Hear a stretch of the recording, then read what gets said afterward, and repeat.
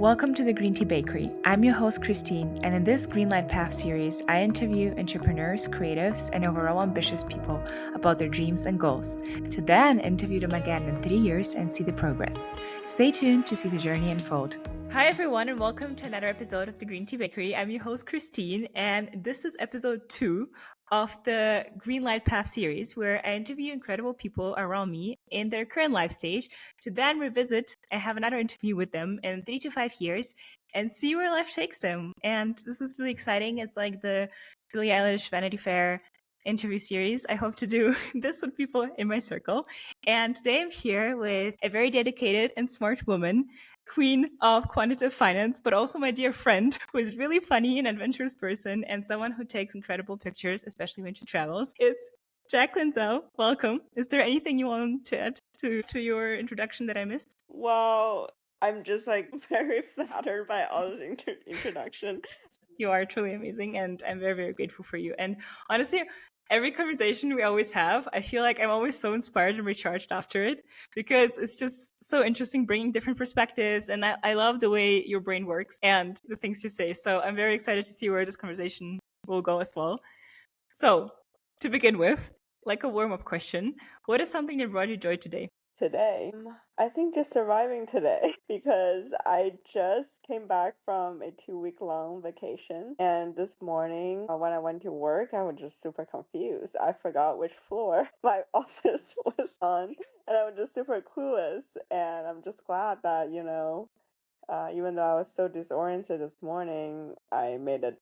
I made it out today. Honestly, this is a sign of a really good vacation when you forget which Yeah. floor your office is at. Yeah. Yeah. That's amazing. I think you rested very well. But yes. Okay. So then moving on, what is some context from your early life that you feel like defines you the most today? So feel free to, tell the beginning of your story as far back as you want to. Yeah, so it actually goes way back, and there are many, many things that kind of shaped me into the person I am today. But I think one of the most significant one is probably how I went to boarding school all my life, ever since kindergarten. So that was because of my family situations. Both my parents were super busy starting a business, and they also, back in the day, all the best schools in China, or at least in Beijing, were boarding schools. And then for high school, I went to Connecticut. I went to a private all girls school, so that's again a boarding school, and then college, which was again a boarding school, if you really think about it. So I think all of that experience just led me to be super independent in the way I think, make decisions, how I manage my relationships. I think I'm discovering more and more of how, the independence kind of influences a lot of aspects of my life. Just recently, I'm discovering all of that, but I'm discovering that more in terms of how I manage relationships with people. But I think it definitely seeps through other part of my life as well. But I'm still in the exploring stage of how. Do you feel like because when you went to boarding school back in China, did you also stay there? Like, did you sleep also at the school, Yeah, like the I entire slept time? there, but when I was younger, it was more like 1 week or 2 weeks, and then I go home. And then in high school, it's every semester, like the whole semester, I'm there. It's a long time away from family, away from, my earliest, closest relationships. Like I had to deal with a lot of problems all on my own. Yeah, so I think that shapes me into a very independent person into the core. Mm-hmm. Yeah. Mm-hmm. And do you feel like because you were, I guess, always around people, some from a very early age, do you feel like it also brought probably, as you were saying, like, you became very independent, like you were very in touch with yourself because you knew that you are, the adult and the child and everything in one. But do you feel like it also made it easier for you to connect to people because you were always Yeah. around so many different people? I think it probably makes it easier to connect with peers. Like to seem like an outgoing person, like super easygoing. But I also think, and a feedback that a lot of my friends give me is actually I seem very easygoing, super easy to get along with, very sociable, but I kind of keep a safe distance with everyone, Mm. except for a few. Like it's very hard to become my best friend, for example, but I'm like very sociable, but kind of distant, if that makes sense. Yeah. Mm-hmm. But I feel like now that you say it, it makes also sense why. Because, there were so many people always around, but of course, you're not going Right. to let everyone super, super close to you. Yeah, And it's like a safety. exactly. And I think being in boarding school and changing schools all the time and, just seeing how, people that were in your life, like so close to you, maybe a year ago, it's kind of just a revolving door constantly. Just seeing that, you kind of realize nobody will actually really stay there forever. Like you're by yourself at the end. And then people come and go into your life. So I kind of just learned that by keeping a safe distance and always relying like the emotional, aspects of life just all on myself. It's the easiest because then I don't feel hurt once like people are not in my life anymore, once, I lose the closest friends, like I just feel like it's a way of protecting myself to have this independence and to know that I can provide myself with everything I need. And then people in my life, it's more like a supplement than, something I have to have. It's just a way of protecting myself, I think.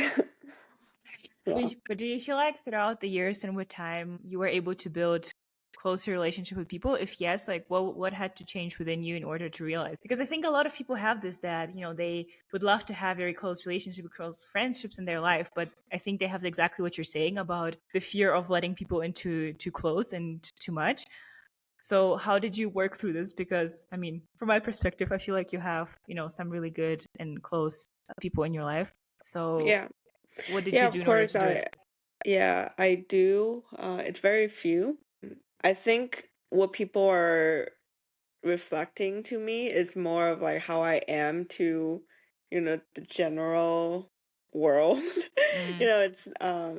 It's not how I am with everyone. So for me, a close friendship definitely takes time. It takes a long time of like us interacting with each other, having deep conversations, or just experiencing things together to kind of know that this will last. And if it doesn't, like I think for me, a close relationship means we don't have to keep contact with each other every day. But once we talk to each other, it seems like we just, talked yesterday.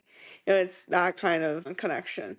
And it definitely takes years to build. And it also takes, time interacting to know that, this person is the person for me. Um, yeah, it definitely takes certain personality, take certain, vibes for me to trust that, this is the person I can have a close relationship with. Yeah. For sure, for sure. I feel like what you said about not having to talk every single day, but you still know that they're there, and you Yeah. still know that you have a friend and you can rely on. I feel like that's a very big one. But moving on to another question. How, right now, I feel like ever since I know you, I think your first academic, then your professional side was always somehow connected to math, and that was a very big part of what you were studying, what you were doing, where you putting effort in. So, how did you discover that interest for yourself? Like, were you always in there? Did you always know that kind of a more mathematical path is what excites you and what you want to do, or how did that come together for you? Yeah. So actually, when I was little, I wasn't that good at math. When I was little, I wasn't good at anything because I didn't care about school. Most of the day, in classes, my mind just somewhere else. I'm never listening. So when I was in primary school and middle school, my grades were super, super bad because I did not care about school. I was not, paying attention at all in school. But then the change happened in high school where I decided that I wanted to come to the US for school and kind of just like change my whole entire trajectory. That's when I started caring about my life and about my future. So that's when my path for math started. So it started when I I guess, started being good at it. When I started studying calculus, taking calculus classes, I kind of realized how logic is always reliable.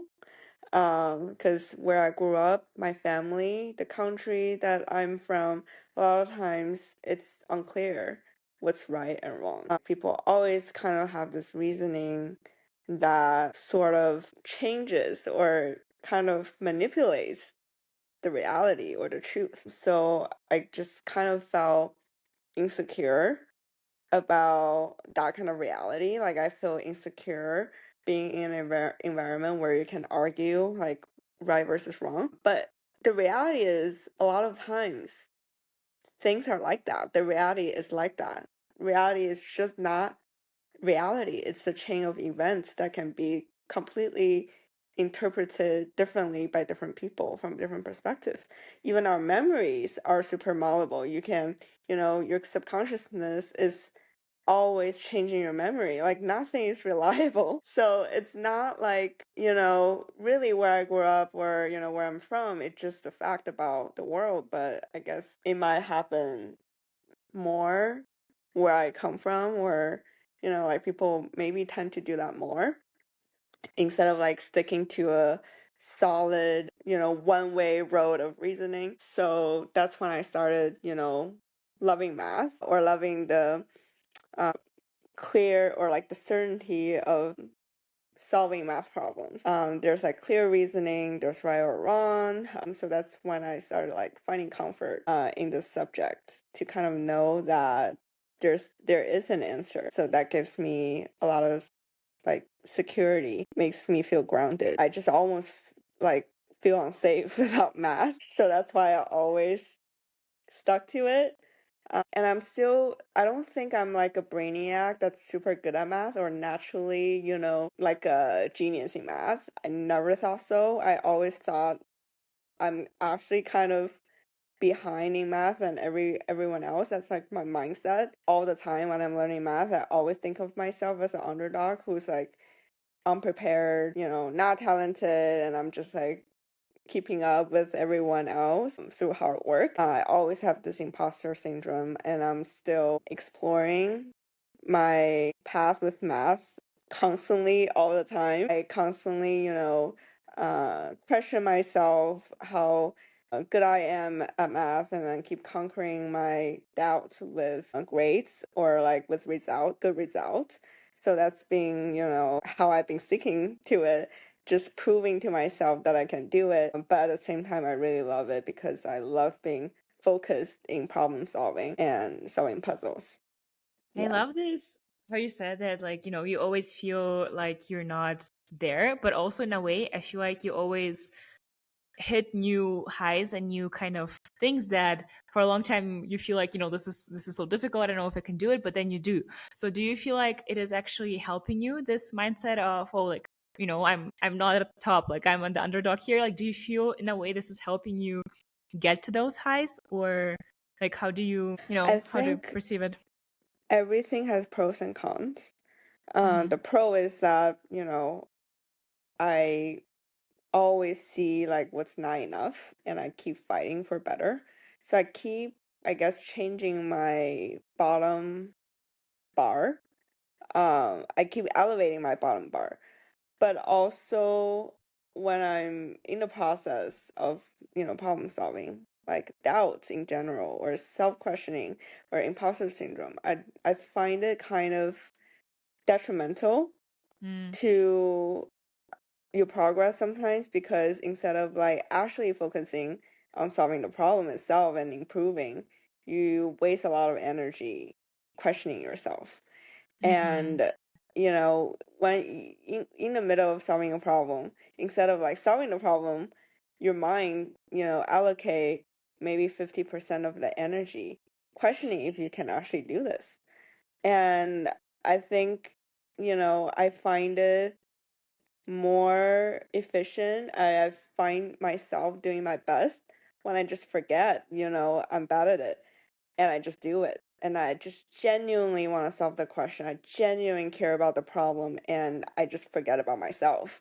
that's when, I achieved the best results, and that's when I solved the problems fastest.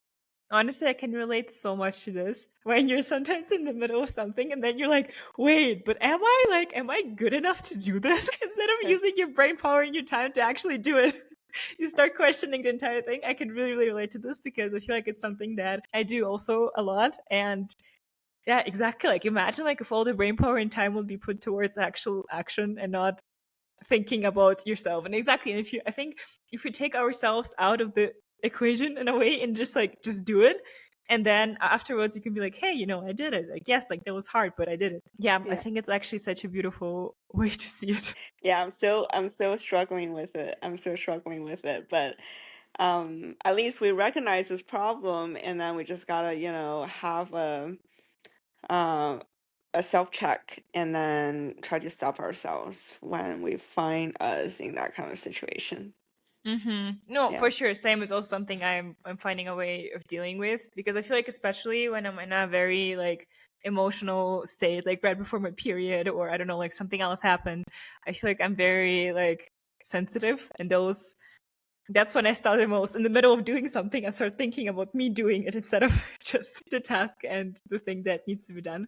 But yeah, exactly. I feel like it's a very big thing to recognize it. And honestly, I'm excited to see next time we do this interview how we're both gonna be. Maybe at that point we'll be like, I stopped doing that a long time ago. Yeah, Hopefully this is gonna hopefully. be us. Yeah, hopefully. But okay, so moving on to the next question. What motivated you as a kid versus today? Because as a kid, I remember your stories you told me where, like you would always like know that you really wanted to go to the US, so you wanted something better for yourself, so you were very, very determined. And then again, seeing you, for example, going through your master's program that was also very, very difficult, you had this force that, oh, I have to get through it. I need to do this. I can do this. Let's go. This is difficult, but I can do it. Do you think the force behind what was motivating you back then versus now or throughout the process is similar or different? Or what is it for you? I still think they're the same. For me, before high school, I was just unmotivated in general. There was nothing motivating me. But after high school, like once I started caring about my future and caring about school, what motivates me was more of like I need to be the best in everything because I didn't know exactly what I wanted to do. So I guess the way I told myself like I have to do something, right? Even though I don't know like what's the thing I want to focus on in the future. So the best way is just to be best in everything I do. So I guess, in math classes, in science classes, in like all the classes I try to, be the best, get the best grade, be the A student, sort of motivation for me was being a good student, achieving good grades. But then after college, that kind of shifted into what kind of life I want. Where do I want to see myself? Kind of like the manifestation, the details of like the life you want to live in, where you want to be. It's more of that because in college I realized there's like a lot of things to put energy into. There is no way you can be best in everything. That's just not possible. And there are a lot of talented people out there. You're just gonna drive yourself crazy if you compare yourself with everyone else by trying to be the best. So I realized, okay, what do I want? Like, what's the specific goals I have? So it was more focusing on the details of or the pictures of like what I want. And I think right now it's still similar to that, but now it's even more focused because in college I focused on, clubs, different tracks, possible tracks, different, internship opportunities, different friend circles. So it was still like a pretty wide range. Now, like I've found my track. It's like quantitative finance. So within quantitative finance, what are possible routes I can, go into? And for the life, that I've already established, how else I can build upon it. It's definitely more specific than that. But I think in general, it's still the picture in my head, what I want my life to look like in 5 years or 10 years.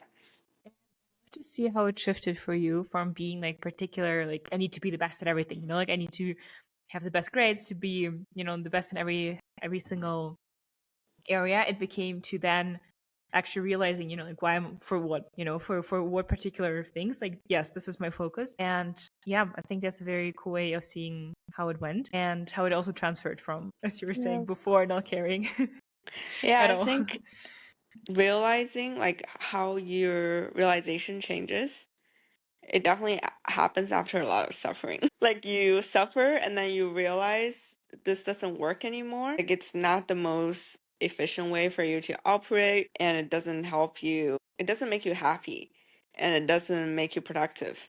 And that's when you realize maybe I should shift the way I look at things. So I was definitely suffering a lot when I had no motivation and I decided I need to have a motivation. And then from high school to college, I was also suffering a lot. So that's when I decided to change everything. So what was a particular point where you feel like your motivation really changed, and how did you go about it? Like how did you just from, you know, if you operate in a certain way for a very long time, how was it this change into having a more, I guess, long-term focused motivation? You definitely can just like change your realization by sitting in your room. That's just not gonna happen.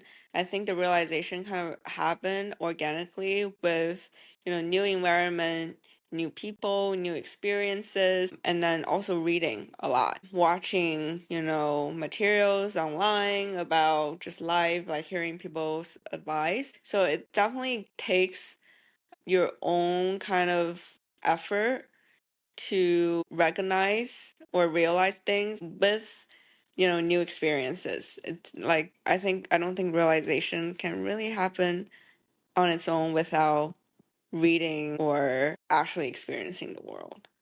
Mm-hmm. Yeah. No, for sure, for sure. I think we grow through not in as isolation, but through communication and Yeah. interacting with people and everything. Okay, so I think a lot of things that you mentioned right now with your motivations and focus, they're connected to being really like laser focused almost on something and be very strategic and organized about getting there, and then, you know, another goal changes, another motivation changes, and so on. But how did you become from a kid who wasn't really paying attention and not that interested in things, how did you become so laser focused and organized? Or was it always in you? Or how did you develop the skill of this is what I want, I'm getting it? I think when you really, really, really want something, kind of everything else just falling to their pieces, like just falling to their place. I mean, even as a kid, when I really want something, I have to get it. I just kind of had that drive and determination growing up, but it was just reflected in different ways. Like maybe as a kid, I was just a brat. Like if I don't get my way, like I don't know, I keep trying until I get my way. But now it's more I come up with plan A, plan B, plan C, like will sell out strategies, backup plans, more backup plans, like what if this happens? What will happen next? Like I think about what I want to achieve in the end and I structure everything very carefully, thinking about, the different possibilities. If one thing falls through, what can I do to make it back? Like it just plans. I think it all kind of comes together when you really want something. And also, I emphasize logic a lot in my life. So just like a well-rounded logic with a determination. Because honestly, I find it very interesting because I feel like a lot of people, you know, from who I talk to, what I've heard is, for example, let's say they also have a goal of getting into a particular grad school program, right? Or they need to take a specific test on something. And for example, what I saw you is like, despite different circumstances, like even if, for example, in college, when you were trying applying for grad school, like we would hang out, but you would come with your like GRE book to do some math problems on the way just to build it in. And I find it very interesting because talking to other people, I see that, for example, they really need to take the GMAT for something, and in the end of the day, they have 3 months, but in reality, they start really, really practicing and really paying attention and really focusing in the last week before the exam, which is very, very last minute. And if you haven't done regular practice, like it is difficult to do well. So how do you feel like, while being a very, I think it's important to add that you're a very alive and very worldly and outgoing person, like you do have a life other than work and study, like you hang out with people you're present, you do spend time also with yourself. So how do you stay laser focused on your goals and structured and organized while still having a life? Because I feel like oftentimes that's what I hear from people being like, but yeah, but there was this like something, so I had to go. And now, and yeah, from you, it's always, yes, I'm still going to do some of those things, but also I know when to stay home and focus. I mean, it all comes down to time management. How well you know yourself, where you're at.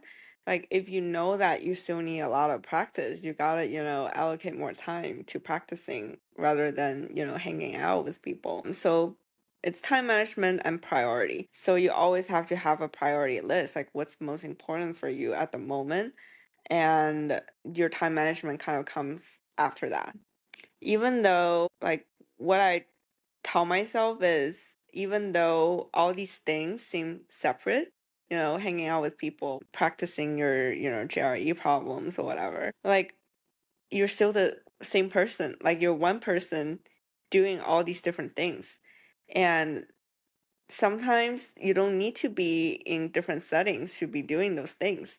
You can literally be hanging out with people, and then maybe on your way to the next destination, or like on your Uber to hanging out with another friend in the middle, you can practice your problems. You can literally do these tasks in different settings, and you don't need to actually sit home or have a designated study place. I'm not perfect at it, still struggle with it, but I think just it all comes down to time management and be able to focus on your task at hand at any moment, instead of, like, when you're hanging out with friends, you think about your GRE problems, and when you're doing your GRE problem, you think about hanging out with your friends. It's more like dividing things into time brackets, but also being able to focus on that thing 100% during that time bracket. It's very, very challenging. It takes a lot of discipline and self-control. It takes a lot of, like, controlling your brain, like not just yourself, but also your brain. Yeah. So I think being able to control yourself and be disciplined, you definitely need to know yourself. You need to know your tendencies, and you need to design your plan according to, all of your traits. For example, what would you give as an advice to someone who, okay, let's say I have an hour before I have to go somewhere. This is my time to practice, like focus on this one task that I really know I'm not that good at and I need to get good at. But I tend to, let's say, procrastinate, and I'm gonna, I don't know, just stare at the wall, or just, get distracted by the dishes that I want to do, or by, something. Because I agree, like this ability to stay 100% present in whatever you do, it doesn't, so you don't think about something else while you do something else. How do you train that? Or like, what advice do you have for someone who even says, okay, this is my time to practice, but in reality they're staring at the wall for 40 minutes out of 60? Honestly, sometimes I do that too. But honestly, sometimes it's really fun. Like sometimes it's actually like not staring at your phone, but the wall, because like the wall is actually making your brain think about, Yeah, like, creative sometimes. things. Yeah, sometimes I don't know, like, you can't really control your brain fully, but just try it again. Try it again another time. Just come back to it. I mean, nobody is perfect, and your brain do things for a reason. Sometimes maybe it just needs to stare at a wall, like, just let it and be forgiving. Like, the next time you try, you just completely forget how you fail at this miserably the last time, and just, try it again. So definitely give yourself, um, space and time for trials and errors. If you know that probably you only have an hour, and it's probably not enough for you to get in the mood, then probably how you should plan it is have like 3 hours to do this before your next thing, or after your next. I recommend having a bigger chunk of time to do something, rather than, having 1 hour here and 1 hour there. It's better to not have your brain switch tasks constantly, because it's going to be hard for it to get in the mood. So if you know that, you're kind of like lacking self-control, and it's hard for you to monitor your brain, it's just better to just, focus on one thing at a time for a longer period of time. I Yeah. love that, finding what works for you best, like what strategy works for you best, because I feel like for some people, they get really bored of doing something. So maybe for them, switching more is the way to Yeah, go. But exactly. whatever it takes for you to be 100% focused, because only if you're 100% present in the moment, Yeah. if it's hanging out, I don't know, taking a shower or Yeah. doing your math And problems. also just be flexible, because Mm-hmm. a lot of times after I'm into a task, like I thought I only wanted to do it for 3 hours, but it ended up being like 6 hours. So I just cancel my plans afterwards. Just being Mm-hmm. flexible, being able to, break your plan, being able to adapt to your needs, according to your needs. For sure, for sure. Yeah. And I feel like sometimes being able to say no to, even though it was a plan, even if you're super excited for the plan, but like this right now, this present moment feels much more exciting for you here.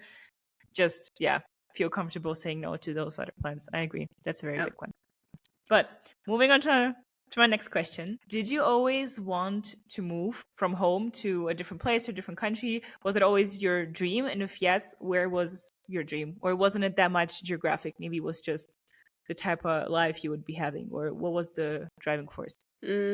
I always kind of knew where I wasn't working for me anymore, and I wanted to be somewhere else and have a life that's different than this. So I guess for me, it was always either the States or UK, but it was just more of like a popular choice at the time. For me, it was more just the picture of how I want the independence and be able to make all my decisions and be by myself, and, just have like the freedom to choose for myself, and just learning, like being a completely new world, speaking a new language, and exploring completely new opportunities. That was very exciting for me at a time. That kind of motivated me to move.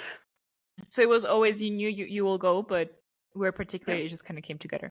Okay. Yeah. Did you speak any English when you were moving? Because honestly, for me, I No. did, but it was so basic. Like, okay, for me, I came in college. It's different. Like, I should have known. But for you, nothing. Like, you learned basically everything. Yeah, I learned basically everything. Like my determination was so strong, my drive was so strong. I honestly don't know where that came from, but it was just more like an intuition. Like I have to do this. And I genuinely really wanted it for myself, and that's why I succeeded, because I really, really wanted it, and putting a lot of efforts. And it was like joyful for me. Like it Mm-hmm. wasn't work for me. That was fun. Nice. Okay. Honestly, I think getting to a new environment where you don't really speak the language and finding your way around, like something, it just makes your brain go hard because Yeah. you really need, like, you need to survive. And Hmm. especially as a kid coming to a new place, I think that's a really big thing. For me, it's right now with Spanish, like I need to survive, so I need to speak.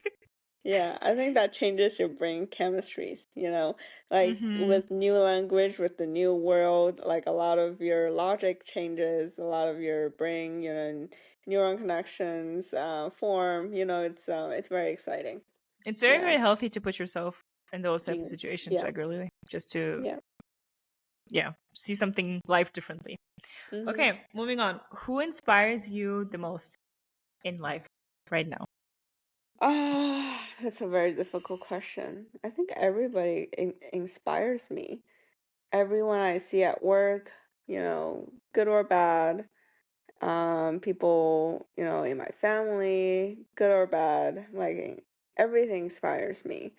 Um, so it's hard to pick a specific person. Like my philosophy in life is just look at everyone and learn something from them. So everybody really inspires me. But I guess if I have to pick one, I would say two people on an opposite spectrum. They're like two people on a very opposite spectrum. One is you, who is, always traveling. Like I always describe you as a breath of fresh air to me. Just like someone who is very explorative, never really, how do I put it? Like never really stop growing. Always, you know, on an adventure to something. Always coming up with new ideas. Just like this really bright, burning energy with a lot of colors. So that brings me a lot of perspectives. That's not usually in my life in the industry I am.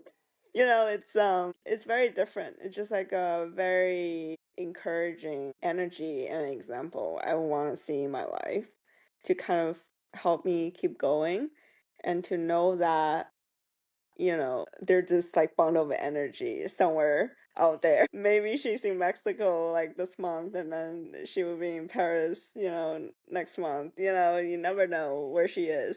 But just like kind of nice to see this like free spirits, almost a breeze, a breeze of energy always flowing. Yeah, I just love that you're always coming up with new ideas, trying out new things. It's very opposite to me. Like I'm just like grounded into one place, kind of deal the same routines every day, even though it's a new problem, but still the same routine. So it's very encouraging for me to see there are like for me, you just represent possibilities.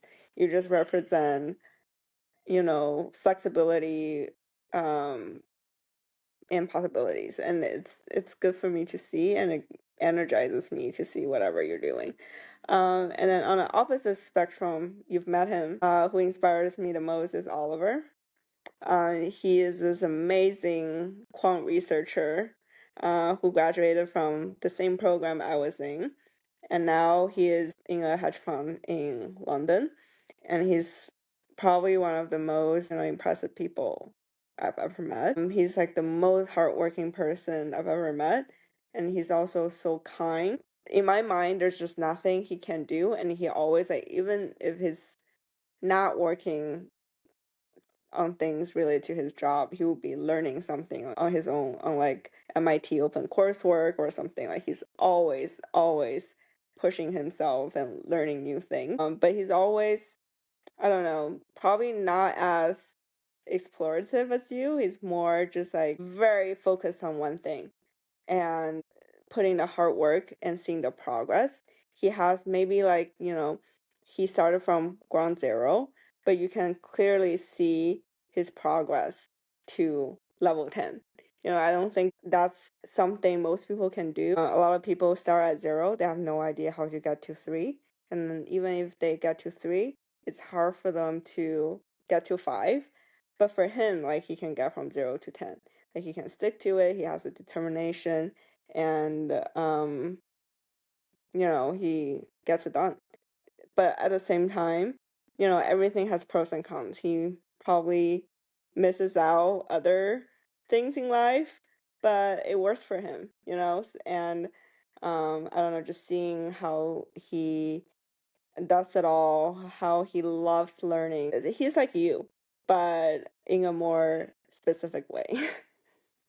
Yeah. First of all, I am very, very honored. Thank you so much that I'm one of those two people, especially sharing this position with Oliver, having met him. It's very, very honorable. Thank you so much. And I love the way you describe it. I love that you describe, for me that I symbolize like possibility just because like, I'm always going and trying and so on. And I love that you're inspired by both ways, but also by like this extreme focus and like really, really getting at super, super good at one thing. I feel like it's also something that I wish I had more within me, just like master something really, really well. I think you do. You do have it for painting, right?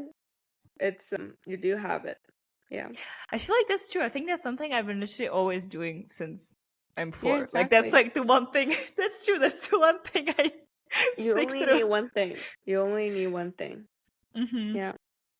That's And it's true. not too late if you want to start another thing. It's just a matter of how much you For actually sure. want it. Yeah. For sure, for sure. I love that. And yeah, I love that exactly like you're inspired by very opposites, but in a way also similar Yeah. approaches, to life. Yeah, again, thank you so much. Yeah, of course. Okay. Thanks to you, for No, inspiring me. honestly, for me, you are that inspiring person who is like different but also similar, in a way that you are really, really good. Like for me, you are my Oliver.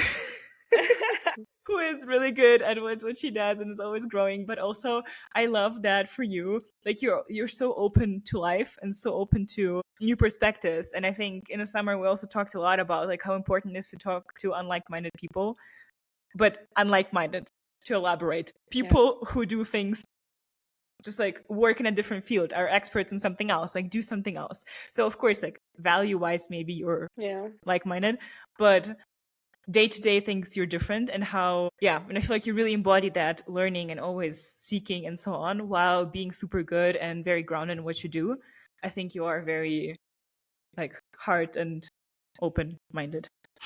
Yeah, thank you. But also, I probably shouldn't. It's not accurate to put it this way that you and Oliver are on a totally different spectrum. Maybe like if you look at it directly, you would see, you're on a different spectrum. But I think a lot of things are interconnected. You know how for colors you have like very different spectrums, but also Mm, they're similar in a way. I think that's a lot of things in life, painting, being really good at painting, like the process from like starting from 0 to 10 versus in, alpha research, for example, from 0 to 10. A lot of times it's probably the same kind of process and in your brain, like the knowledge that you use, how you compose those elements, it's probably similar and interconnected. Like nothing is mm, ever separate. Like maybe you and Oliver are not that different at all. You never know. Like I'm still kind of exploring it, but I really find a lot of things in life are interconnected. They're never like really on different spectrums.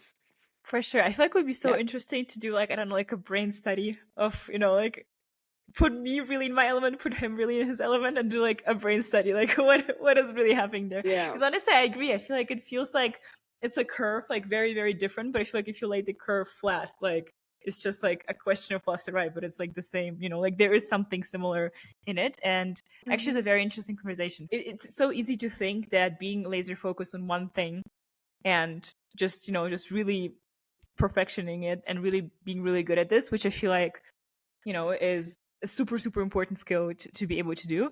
But also like the flexibility and possibility on the other hand, I feel like it seems like the complete opposite, but maybe it's really not. Maybe Yeah. it's very similar at its core. So yeah, Yeah. I that's a very agree. interesting concept, because I think a lot about this, how I wish I had more the Oliver part in me to be able to do those things in everything that I do. But actually this makes me think that maybe I I do think have it you already. do, like especially for your painting, like always. Hmm. If I'm with somebody, um, who's interested in art, I will pull up your Instagram account and be like, look, like, isn't this so impressive? Like, this is all her artwork. And then it's like, it's definitely something you acquire or accumulate over the years. Like, it's really from 0 to 10 for you as well. Hmm. And just amazing to see, because like the details, not everybody can portray things in reality the way you do. You have a lot of your personal touches, and it's not something everybody can do, and you accumulated that over the years. So in that aspect, it's very similar, like very impressive set of skills that you've accumulated to even form or like um compose this kind of art, I guess. Thank you. Yeah. Thank you. I feel like for me, level 10, or like, getting to another level, is now learning how to share and like kind of, how to bring my art to the right people who are willing in, I don't know, like in purchasing and exhibiting it and so on. So I feel like for me, it's like, it's not just about the technicality of like knowing how to do it, but I think for me, the levels in my art journey are also connected to like sharing it more and more with the world and Yeah, people. So I feel like that's a very big component, which is interesting because this doesn't have to do much with like the technical skill of doing, but like more, I guess, like the, I don't know, exactly. sharing the business skill of it. But yeah, but It exactly, I never think it, stops. yeah, but I think it's actually just, if you see it in a very inspiring way, like exactly, it never stops. Like there's always another level. Like you, instead of being like, oh, I got to level 5, and now there's so much more. I think seeing it as like, wow, nice. Okay, now I'm at this level, but there's so much more to What's go. next? Let's go. Yeah. Yeah, exactly. What's next? And Mm-hmm. I feel like that's a very exciting way, and I think that's also what you really embody in your life. Like always being like, nice. Okay, let's go. Another one. Yeah. Yeah, so that's very beautiful. But moving on to the next question. What do you feel like, that's a very big vibe change here. But what do you feel like was your hardest experience in your life so far? There are a lot of really, really hard experience actually. The one that you're willing to Um, share, I guess, here. I guess the most recent one was my master program. That was the first time in my life where I visited a lot of dark places in my mind that I never knew even existed. That was the first time in my life that things got so challenging to a point where it was hard for me to even get out of bed and I couldn't even, taste my food. And I think during like maybe the third semester or like the third mini, we have a quarter system. So Mhm. during the third mini, I was even, I don't know, like never in my life have I gained almost 20 pounds Mm. in 3 months. So just like the kind of the physical changes that I went through and everything shows how much anxiety and how much stress I went through. Um, and I feel like I was hanging by a thread. Like at any moment, I could lose everything. I won't go into the details of why I felt that way or why that was the way for me. But, because that program was kind of like picking the top students from the top programs, and, like it's not a normal distribution in this program. They're, picking the outliers from everywhere and putting them together to compete for, jobs. And also, um, you're in the same class, and sometimes your grade is sort of like weighted by like your own class instead of like a solid grade. And when things are curved, like even though this exam is so hard, everybody got like the average is like 50 or something. There are always people that get 100, so the exam cannot be curved. Like things like that. It was very competitive, and also the policy of the program was also really harsh. Like if you fail class, they would kick you out. It was just I just felt like I was always hanging by a thread, and the courses require 10 20 hours per class every week, and 90% of your grade was based on one single exam. So it was just like a very harshly designed program where your employers know like all the students here were like fucked over and over and over and if they survive this they can probably do anything we give it to them. So that was sort of the design, and I suffered a lot, but I also learned a lot. That's where I met a lot of amazing people that I still keep in touch with today, and they showed me how the goodness in humans. How can you be like such an angel like that?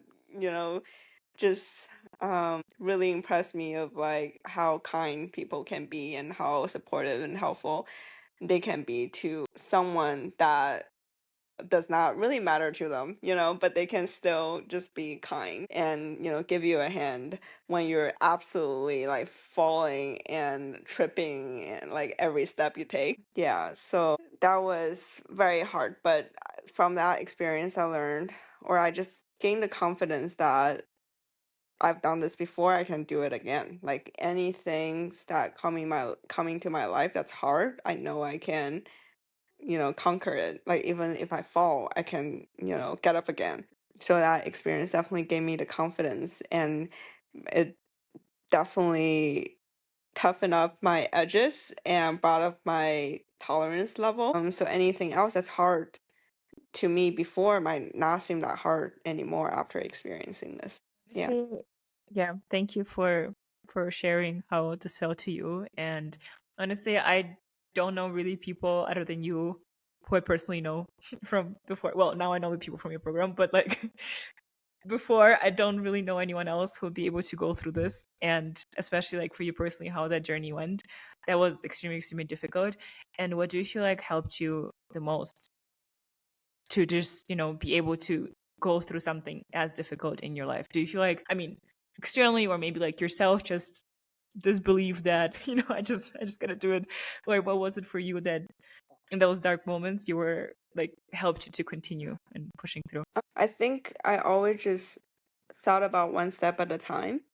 Mm-hmm. Today I just, break up because there was a lot of uncertainty. I don't know if I can get a Mm-hmm. job in this competitive market. I don't know if I can pass this class. I had, like the class was a full-time job, but also preparing for job interviews were another full-time job. Like I was just handling a lot of things at the same time, juggling a lot of things at the same time while having a weaker foundation. So maybe for other people learning this course, they only need to learn, 40% more. But for me, starting from zero, I didn't have like the 60% before. Like it's just so much slower and so much harder for me to get started. So having all of that uncertainty, having all of that I guess uncertainty, just breaking, not thinking about the uncertainty and just breaking my task one day at a time and just keep going was very important for my success. Yeah, honestly, I don't really know how I made it through. It just kind of happened. One step at a time. One step at a time, and also just a determination and the belief that things will be okay again. Mm-hmm. There will be light at the end of the tunnel. And also, I can emphasize how important it is to have people in your life that can give you a hand when you need it. Just to have, a supportive community next to you. Don't think I could have made out this program without like Oliver, for example, or without all the people that have helped me along the way. I definitely did not do this by myself. Yeah, so one step at a time, having a support network, um, and just sometimes forgetting about the uncertainty, forgetting about what scares you, and just do it.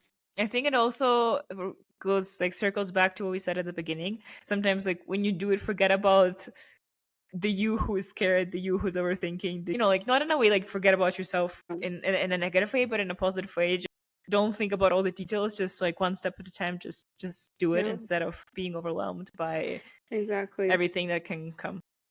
Yeah, I Hmm. think anxiety is not good in general for your Hmm. productivity. Self-doubt is not good for your productivity and your growth.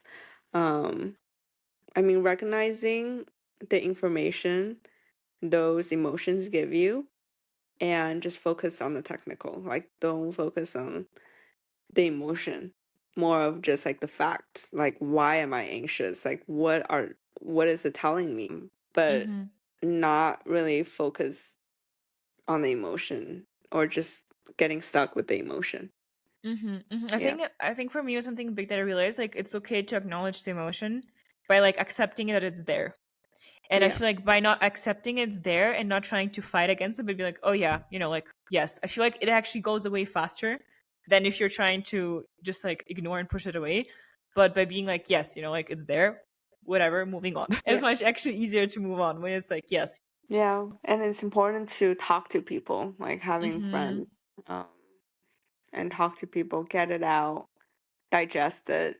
Mm-hmm. Um, the way I deal with my emotions is always I face it, you know, face forward directly.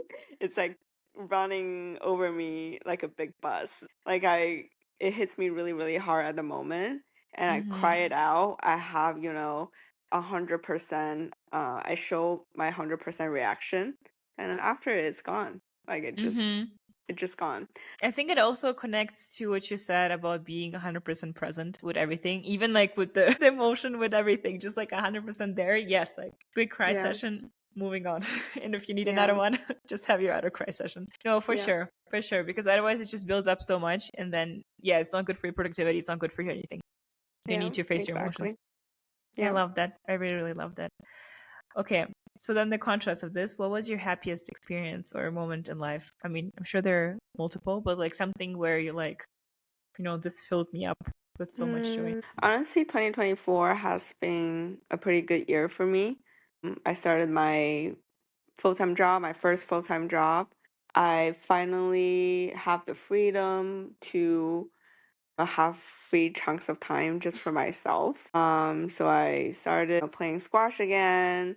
I started reading random books. that I didn't have time to read, because before I always thought, if I have free time, I'm gonna read interview books, I'm gonna read textbooks, I'm gonna read any kind of exam books, or I will study something. But now I'm just reading random books again. So that feels nice. Now after work, I just dedicate my time to myself. And also now I have vacation days where I can, travel and put everything behind and feel like a child again, without any obligation or responsibility in the world, and just like connect with the world without any worries on the back of my head. So yeah, this year has been amazing. And also accomplishing small milestones at work, that gives me a lot of joy. Being able to solve a difficult coding problem, it was very, it made me very happy. And also just traveling to different places with friends, you know, having friends over in New York, just like really having time for myself. All of that combined gave me a lot of joy. It's like also the Yeah. contrast of a time where, like, you had literally no time to do Yeah. anything but school. Now Yeah, everything exactly. feels so exciting and so like you're Yeah. able to be even more 100% present in whatever you do, because now it's just like, what a joy. Wow. Like, Yeah, this is exactly. amazing. So I love that for you. And yeah, Yeah. I'm very happy to see you also have more time for yourself to Yeah. do the things you enjoy outside of what you have to do. What do you think was your biggest learning or learnings in 2024, since you said it was a very good year for you? I think learning more in terms of my perspective on my career. Before, I thought the most important thing is the technical aspect of everything, because coming out of this program, I was kind of just conditioned to think that you have to be the smartest, you have to be the best at like machine learning or whatever to have a successful career. So I always thought, that's how you become successful. You become really, really good at one technical thing, and that's your strength. Maybe in a lot of cases that's true, but I realized in the real world, how you make money is more understanding the market and understanding the impact of the thing you do. Like maybe there's a problem, right? Maybe there's a problem and you can solve it in very, very different ways. Like your technical skills are more of just tools in your toolbox. And then the real problem is the problem itself. You can solve it with a very simple linear regression. You can solve it with neural networks or whatever. You can solve it in many, many different ways. But the final answer is more, how can you solve it? If you can actually solve it. It's not about the complexity of your method. It's not about how technical your solution is. It's more, can you actually solve it? Can you actually explain how you solved it? Can you explain the impact of this? And can you solve it with lower cost? It's more, a lot of times we realize it's not about how much work you do.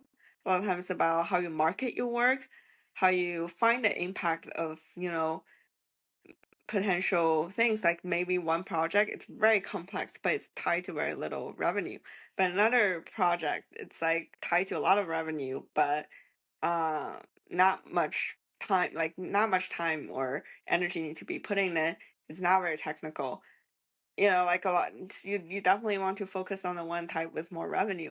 So it's more just understanding how the world works and how businesses works, how you can make money for it. At the end of the day, it's how you can make money, how you can generate impact and generate revenue. That's the core of everything.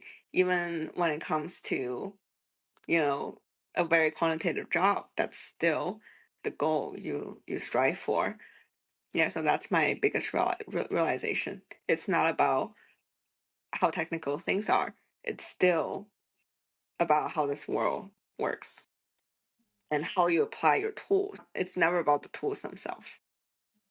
I love that, Yeah. because exactly tools are what you hold in your hands, and it's not just, of course, Yeah. if you have a fancy drill, I'm sure it will do faster holes, but there's so much more to building a house than just having a fancy drill. Yeah. Um, So that mhm. really kind of shifts my perspective of how I want to go about my career. And it makes me also see more possibilities.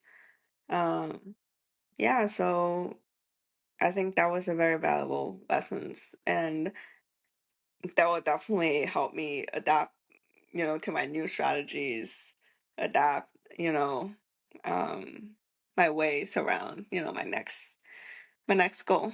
Yeah. And actually, very connected to that, how do you feel like for young women or in general young professionals who are entering very corporate, a very rigid environment, how do people carve out their spot and how people start growing in a way that they're still true to themselves and keep their light? Because I think also very interesting talking to you what you were saying about you started talking to everyone at the office, like everyone from the cleaning lady to your people on the team to other people, for you realizing that actually that's not what you're supposed to do, just stick to your desk and do your thing, but socializing more, and that gave you more energy and light, and people actually started also reaching out more to you. But yeah, that's just what I heard from you before. But what do you feel like is good advice for people when they are maybe in a very technical field, but as you said before, it's not just about your technical skills in order for you to be able to grow. There's so much more. So what advice would you give to people? Well, I'm still learning and I'm still constantly trying to find an answer for that question. But I think right now what I do is like, first of all, socializing, that's important. Only by socializing you can collect the information about what's valuable at, the place you work. Then you will realize how you can make impact. So I think it's more information and then how you can make impact. Yeah. That's a very good one. What book summarizes your current chapter of life? You said you've been reading a lot of books just for fun now. It's not just interview prep questions anymore. But I also remember having this conversation with you that your last 5 years of life were shaped by two particular books. So what do you feel like right now is something that is maybe a guiding force, or just in general something that resonates a lot with your current chapter of life? I would say Thinking Fast and Slow. Maybe Psychology of Money. That's a really good Yeah. one. I just feel like right now it's more about how I manage my money, how I view money, how I view my career, and also the logic that applies when I'm trying to solve a problem. Yeah. Okay, I love that. Both. I haven't finished Thinking Fast and Slow, so I can't say much to that, but Psychology of Money is a really, really great book. And I feel like Yeah. I remember when we exchanged also what we learned from it. It's so interesting how there's so many different lessons that I feel like everyone will take whatever is most important for them in this stage of life. Yeah. So I feel like it's a book that everyone can read and have different takeaways, which is very valuable. Okay, Yeah. what is your proudest creation till this day? Till this day, I think myself. It's just like how my systems of logic, how I think, and my positive attitude. And I guess the network of friends that I've created. I think mostly just myself, like the determination, the trust, my coping mechanism, and yeah, just I guess mostly positive attitude, like how I trust that if I fall, I'll always get up again. Yeah. I love that. I think it's such an important quality to have, to take those risks and do those things, and knowing that it's okay. Like if it doesn't work out, that one time fails, like it's okay, just get up and keep going. And I think Yeah. something that she also said that really stuck with me is that as long as you get up one more time, then you fall. No, that's okay. That one time can actually Yeah. be the very pivotal, very important time. So Yeah. I really love that mindset. Okay, what advice would you give your younger self? I would say read more news, more leveraging the information that's available in the day and age. Start investing earlier in your life. Start exploring how investment works. Start understanding how money works earlier on. Yeah, just leveraging information, understanding how the world works, and to be able to predict the trend, upcoming trend, or just have a view on different things. Leveraging the information It's that's a out really, there. really big one. And it doesn't Yeah. mean that you're gonna use, or I don't know, like build a business or like invest in every single aspect of this, but it's just so important for you to know what are those upcoming trends, Yeah. because you never know how that Mhm. might be useful for you. Yeah. Okay, what is your vision for the future? Career-wise, hope I'm specializing something where I'm valuable in that specialization. People need me for this thing where I get really, really good at something, and to a point where I'm like not replaceable and I'm valuable to any organization for this thing. So that's my goal. in the next 5 to 10 years. But also, on top of the specialization, I hope that, like, kind of on the contrary side, I hope I'm always talking to people in different fields, always talking to people maybe in different parts of the same field, and just having all this information, having people teach me their knowledge, people teaching me their specialization, people teaching me their views on this world, their views on upcoming trends, like specialize in the thing I do, but not specialize in the way I think. So I will always be equipped with possibilities, new ways of doing things, and never be outdated. Honestly, that's another quote for the book: specialize in the way I do, but not in the way I think. So yeah, just be really, really good while just being super open-minded and just Yeah. always observing and taking it Mhm. in. What is your biggest dream? Now even even higher, even bigger from here. Biggest dream. I actually don't have one. I'm looking for it. I guess my biggest thing is to be able to create value and impact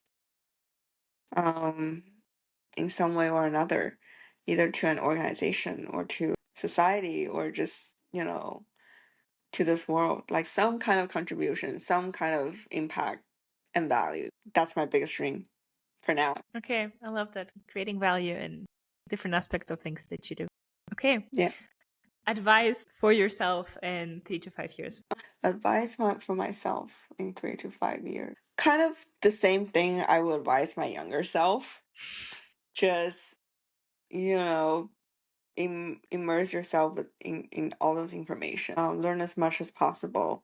Constantly learn and explore. Never really stop. And also, just it's about exposure. Exposure to information, exposure to people as much as you can. I love that. That was everything I had for you. Is there anything else you'd like to add? Anything, any message to when we watch this clip in 3 to 5 years? Something that you want to say? I think the most important thing is to be open minded. And in this day and age, there's also a conflict between being well rounded and being specialized. The more specialized, the more likely you're going to be replaced or replicated by AI. But if you're well rounded, then there's also comes to a risk where your skills are not really that needed. You're not that good at a certain thing to be needed or valued by an organization or by anyone. With anything. Yeah, so there's always this conflict. So being able to balance it, I'm also exploring ways to do this. But I think that's a big topic, at least for me. And I think that's something that's worth investigating for anyone. I agree. I agree. I feel like it's also something big for me that how can I continue being my well-rounded self while growing in expertise in particular things and creating a really good balance about, to quote you, to be specialized in what you do, but not in the way you think. And yeah, I love that message for the future. I'm excited to see what world we're going to be living in 3 to 5 years when we revisit this recording. It's scary. I think it will be very different. Yeah, but also exciting. I don't know. I'm really excited to see what things will change and things will come. The spectrum is very big. But anyways, Jacqueline, thank you so much for the time we had together. Thank you so much for answering the questions and sharing your story. I'm just, as always, very, very inspired by you, and I'm very excited for people to listen and also get inspired by you. And also, I'm excited for future us to listen to this and also get hopefully inspired or just feel warm emotions of compassion to ourselves right now. And yeah, thank you so much. Is there any last remarks, anything you wanna say? Yeah, I mean, thank you so much for all these insightful questions and creating these videos for us to look at when we're 5 years older. And looking back at these videos, it will be very interesting. So thanks for creating all these materials for future us to reflect on, and for viewers to reflect on as well. I think it's a very valuable thing that you're doing. So thank you for that.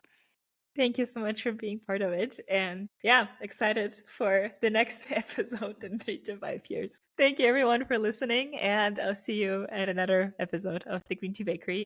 Bye. Bye.